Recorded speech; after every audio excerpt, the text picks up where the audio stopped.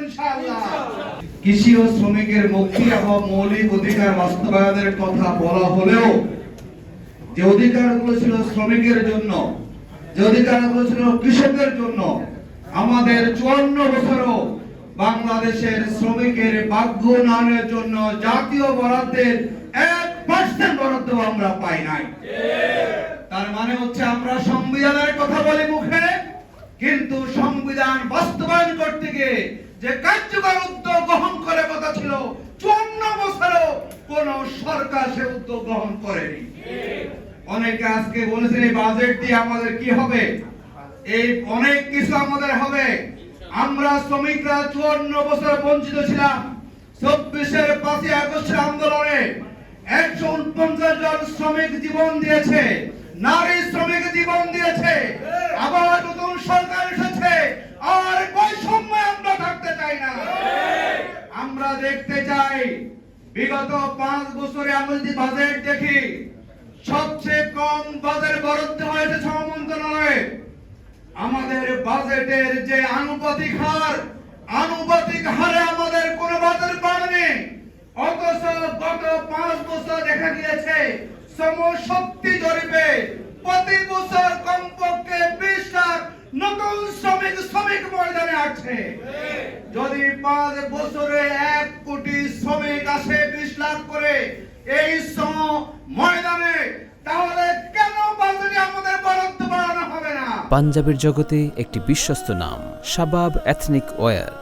আজ সবাই এখানে আমরা আপনাদের আহ্বান জানাবো, বাংলাদেশ শ্রমিক কল্যাণ ফেডারেশন আমরা বিগত সময়ে কাজ করার সুযোগ পাই নাই। আমরা জুলুমের উপরে ছিলাম। ইনশাআল্লাহ আমরা কথা দিচ্ছি, আমরা এখানে আলোচনা করেছি, আমরা প্রস্তাব দেব। আমরা আশা করি সরকার কোন ধরনের টাল বাহানা না করে যেই বাজেট পেশ করেন, সেই বাজেটে আমাদের দেশের 7.5 কোটি শ্রমিকের সমস্যাগুলোকে সামনে রেখে, জীবনমান উন্নয়নকে সামনে রেখে, তাদের খাদ্য নিরাপত্তা, সামাজিক নিরাপত্তা, তাদের চিকিৎসা, তাদের স্বাস্থ্য, তাদের বাসস্থানগুলো মিলিয়ে আপনারা বাজেটে প্রয়োজনীয় বরাদ্দ এবার আপনাদেরকে দিতে হবে। যদি সেই বরাদ্দ আপনারা না দেন, আগের মতো আমরা পত্রিকায় বিবৃতি দিয়ে আমরা আমাদের দায়িত্ব শেষ করব না।